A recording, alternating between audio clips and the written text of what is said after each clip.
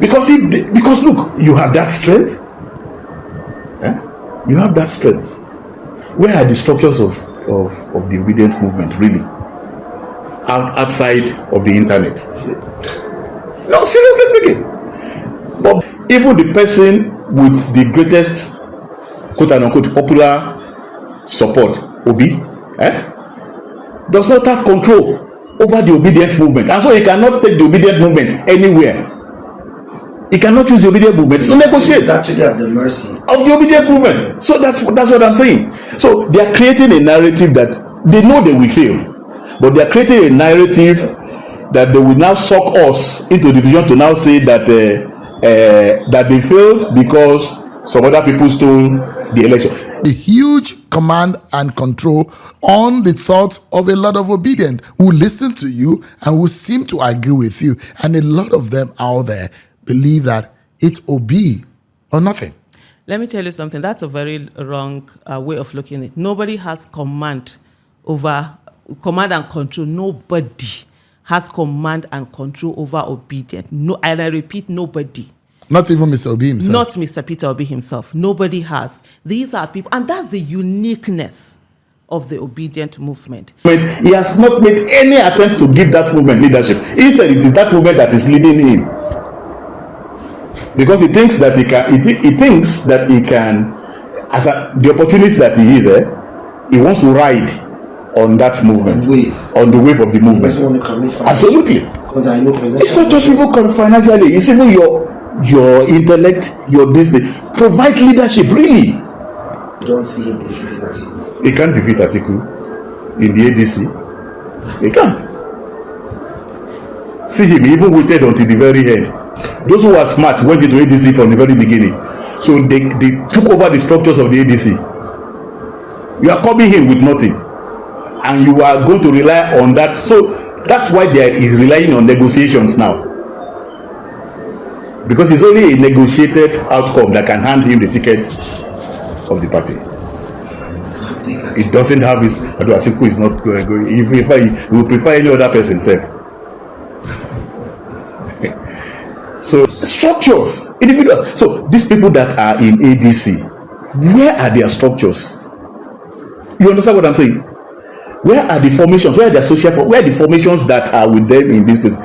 Even the person with the greatest quote unquote popular support, Obi, does not have control over the obedient movement, and so he cannot take the obedient movement anywhere. He cannot use the obedient movement to negotiate. He's actually at the mercy of the obedient movement. So that's what I'm saying. So they are creating a narrative that they know they will fail, but they are creating a narrative that they will now suck us into the vision to now say that that they failed because some other people stole the election. We as a movement are totally, unequivocally supporting Mr. Peter Obi. And at the same time, as Democrats, because the question was trying to malign Peter Obi as a nomadic politician. So and I said that, look, we will fight and deal with the issue democratically. And that's where we stand. The obedient movement is fully for His Excellency, Mr. Peter Obi. Fully. And so any decision that he takes is what we will follow. When we say Obi or nothing, that statement doesn't exist in a vacuum. That statement was not pulled out of the air. That statement is in response to a certain atmosphere. And while we are fully in support of the coalition building process, it needs to be remembered by all parties concerned that that's exactly what it is, a coalition building process. We are not a monolith as a movement, like you rightly said, and even the coalition itself is a work in progress. So when we say Obi or nothing, coming from a movement that is named the Obedient Movement, I think it's right on the nose what we mean. But for people who may choose to misconstrue it or put a different spin on it, let me spell it out plainly. It is simply a statement that is affirmative of where we stand in the political process. We have chosen Peter Obi, right, in the midst of so many players who have a right to run and who are capable of running. But a generation of Nigerians who were previously accused of being apathetic to politics, in the past few years looked at the situation and really in a very organic process, evolved to say, you know what, we want to be a part of this process. And in being a part of this process, we need to look at the playing field and determine who amongst these players, right, best embodies the values that we have. And what are those values? Values that drive a Nigeria that works for everybody, not for some people. And Peter Obi, a movement coalesced around him very organically. He didn't pay for it. He couldn't pay for it. It's very organic. It is people that are passionate about the country. It is people that are passionate about what we want to see in the Nigeria of the immediate and in the near-term future. He represents all of those values. We can capture it in several words: character, competence, capacity. All right? So when we say Peter Obi or nothing, we are affirming where we stand. Does that mean we have rejected the coalition building process? No, we are part of it. We are currently engaging. If you look at the news around the country, Obidient, since his official joining of the ADC, have started making moves to actually join the partisan structure itself. And let's address the elephant in the room. Having said all that I said, a certain rhetoric started to emerge, which we will not be shy about responding to. A certain rhetoric that made it look like there's a predetermined outcome, right, of the process. And let me say this way. If I were the spokesperson of the ADC, here's what I would say to people who are loudly, not insulting anyone, but loudly and rightfully so, affirming their support for a specific individual. I would speak to their passion. I would not poo-poo it. I would harness that passion. I would seek to gain their trust. And what do you mean by gaining the trust? I would reassure them, because there is a trust deficit in this country, in the political space. We have seen movements come and go. We have political slogans come and go. We have all of the things that are going on, and people really are jaded about all that. And there's an uncompromising position about, you know what, we have to get this right. We do not want a country anymore where the aspirations of young people are centered around how to leave the country. All right, so I would seek to gain trust with this demographic. I would not seek to lecture them, because truly you do not have a lot of moral authority as far as these young people are concerned, and that's just the truth. I would not lecture. I would seek to gain consensus. I would seek to gain their trust. I would seek to reassure that, hey, listen guys, we hear you, we understand you. Okay, so here's what we're going to do in this process. We're going to make it as transparent as possible, right? We're going to make sure that all voices are heard. I would not seek to be shutting down any voices at such an early stage in the process. Huge. You have a huge. Just a moment. Let me land on my question. You have a huge command and control, and just a moment. You have a because look, you have that strength. You have that strength. Where are the structures of the obedient movement really? Outside of the internet. No, seriously speaking. But because the internet is a tool that the Gen Z can use very well, and they mobilize, and so they replace they substitute virtual communities for real communities, virtual organizations for real organizations. So they don't test themselves, they don't do anything. The reality, they don't do anything but of this thing. So, and they're going to turn out. So I said the last time, look at what happened with the presidential election. Look at the number of votes that they gave Peter Obi, 5 million. Did that translate into any significant something when Kogi elections then came a few months after that? Did it translate into anything for Labour Party? No. So it's individualistic. It's focused on one person, on a cult of a messiah, and now this person is actually not even a leadership material. So you have double wahala. In the words of fella. So you don't see. What preparation are they making right now that is serious, that shows that they actually want to win any election? There are off-cycle elections that have been taking place. Have they participated? What is their strength? I mean, are they campaigning? Nothing. Up to now, the conversation amongst them is still individual conversations.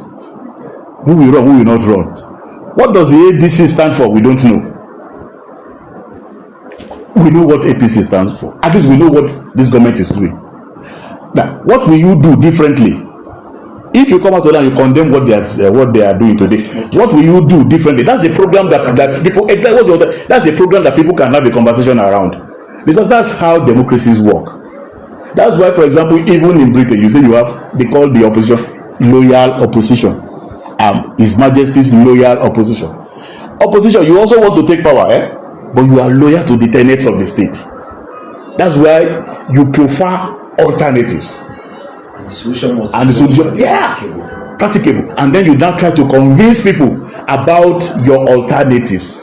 Based on what you want before. But we are not seeing any of these things happening. So I'm saying that these are people who are actually planning to fail, but they actually want to carry the entire nation into that psychosis of failure, to share that with them, because this nation deserves a much better than this opposition and these people that are calling themselves the opposition coalition.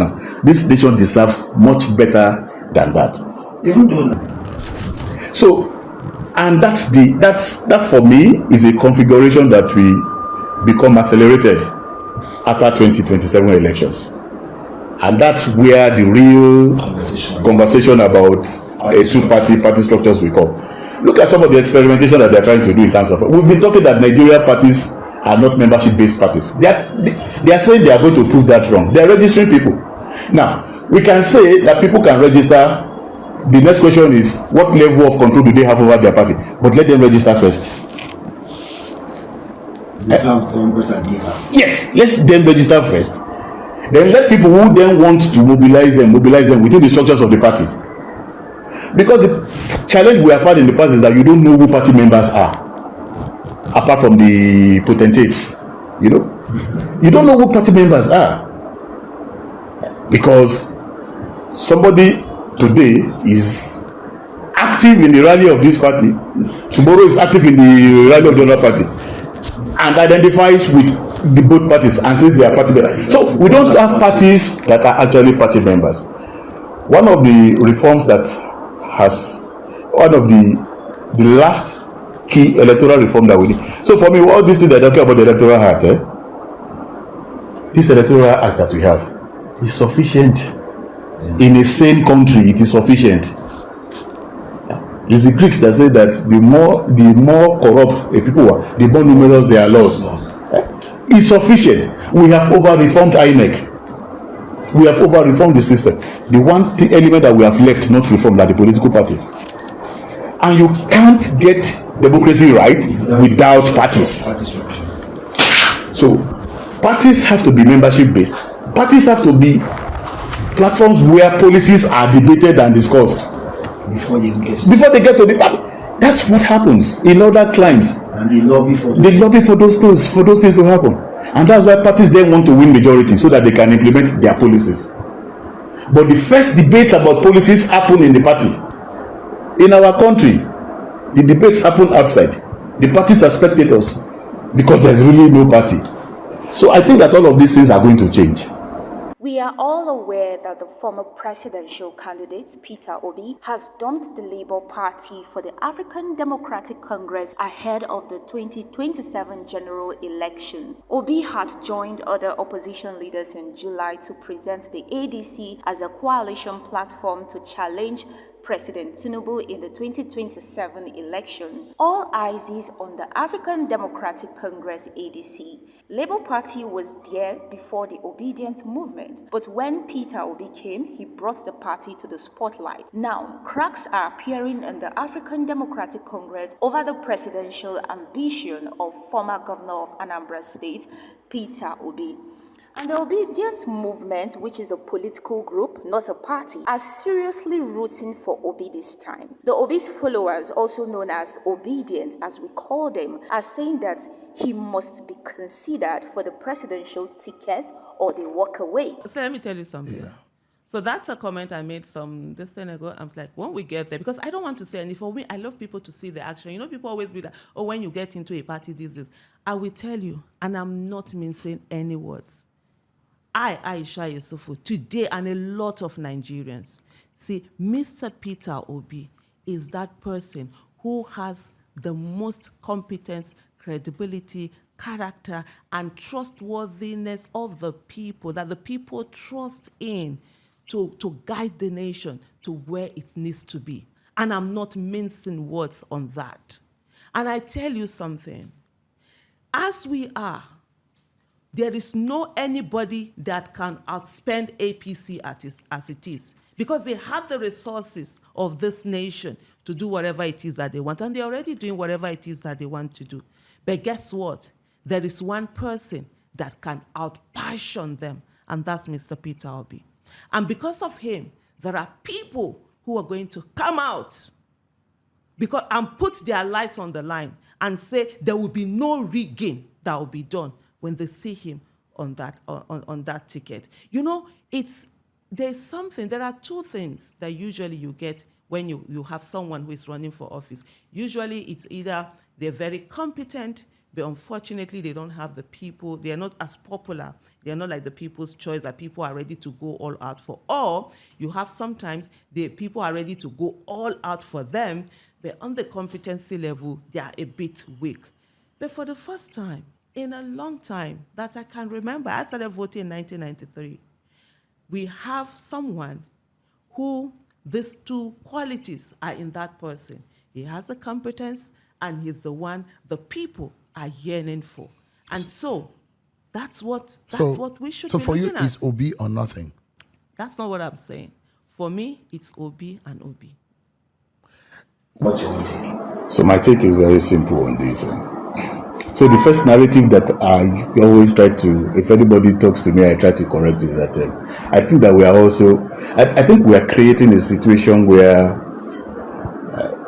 we want to, it looks like certain people are trying to lead us to a situation where they can make certain claims in 2027 and then create crisis. Okay? And why am I saying that? One of the narratives that reinforces that is this narrative of a coalition. What is a coalition? A coalition is a coming together of forces, social forces, not individuals. I mean structures. Structures, individuals. So these people that are in ADC, where are their structures? You understand what I'm saying? Where are the formations? Where are their social? Where are the formations that are with them in this place? Even the person with the greatest quote unquote popular support, Obi, does not have control over the obedient movement, and so he cannot take the obedient movement anywhere. He cannot use the obedient movement to negotiate. It's actually at the mercy of the obedient movement. So that's what I'm saying. So they are creating a narrative that they know they will fail, but they are creating a narrative that they will now suck us into the vision to now say that that they failed because some other people stole the election. What preparation are they making right now that is serious, that shows that they actually want to win any election? There are obstacle elections that have been taking place. Have they participated? What is their strength? I mean, are they campaigning? Nothing. Up to now, the conversation amongst them is still individual conversations. Who will run, who will not run? What does the ADC stand for? We don't know. We know what APC stands for. At least we know what this government is doing. Now, what will you do differently? If you come out and you condemn what they are doing today, what will you do differently? That's a program that people. That's a program that people can have a conversation around, because that's how democracies work. That's why, for example, even in Britain, you say they call the opposition loyal opposition. His Majesty's loyal opposition. Opposition, you also want to take power, but you are loyal to the tenets of the state. That's why you prefer alternatives. And the solution, practicable. And then you now try to convince people about your alternatives based on what you know before. But we are not seeing any of these things happening. So I'm saying that these are people who are actually planning to fail, but they actually want to carry the entire nation into that psychosis of failure, to share that with them, because this nation deserves a much better than this opposition and these people that are calling themselves the opposition coalition. This nation deserves much better than that. Even though